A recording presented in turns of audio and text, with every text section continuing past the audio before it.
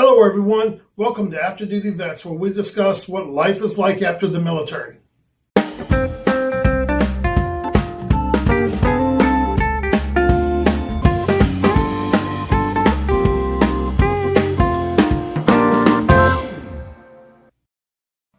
Hello, everyone. Today, I'd like to talk about PTSD.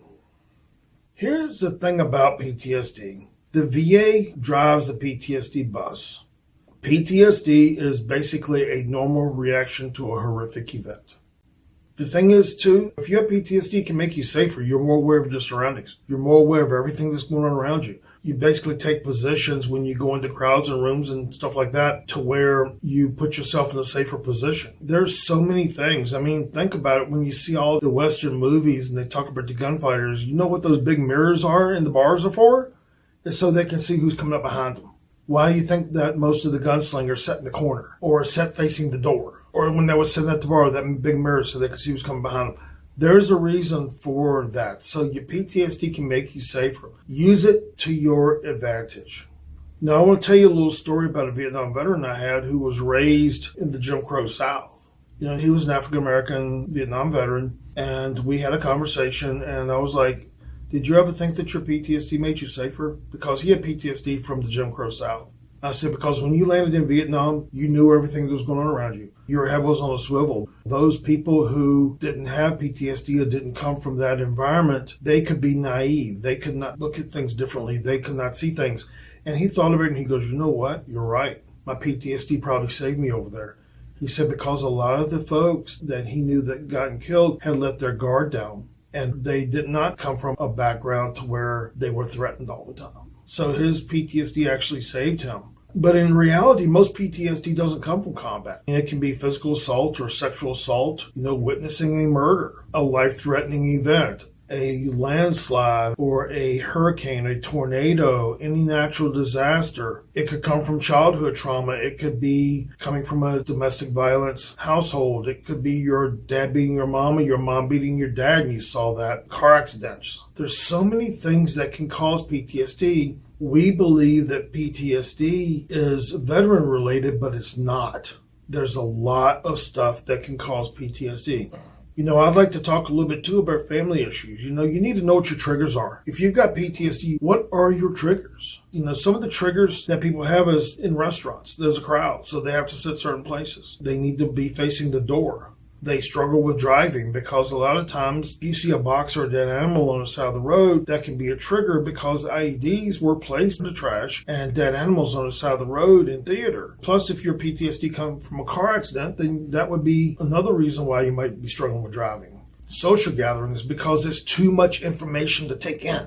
Fireworks, oh my God. Every 4th of July when I used to come into the vet center where I worked at, and man, there were so many people that were struggling because of the fireworks. It's really difficult. You go to a fireworks display, you know it's coming, it's okay. But when you're sitting in your living room and these idiots are shooting fireworks off around in your neighborhood, that's a trigger.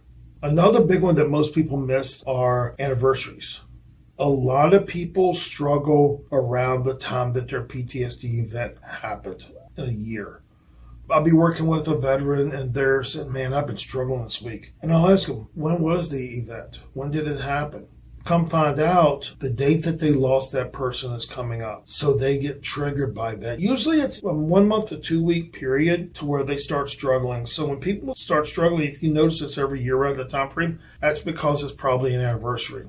Smells. I knew a guy and I worked with him that went into Bosnia. And they would kill people and burn them over there.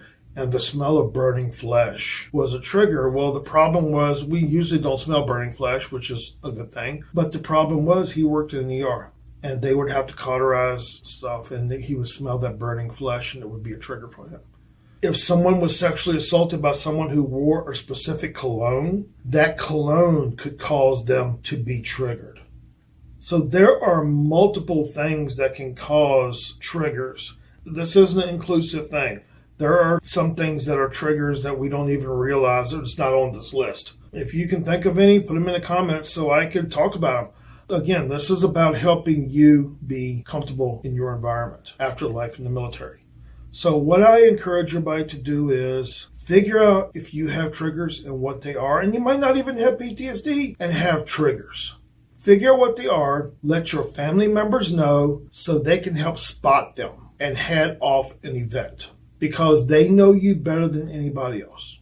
So give them the information and say, you know what, I get triggered when this happens. I get triggered when that happens. So when they spot it, they can say, okay, honey, this is getting ready to happen, and they can help prepare you for that. So we'll get more into triggers later, but that's just a little bit about PTSD and how it affects people's lives. So until next video, take care, and I hope this has helped you. Thanks. Bye.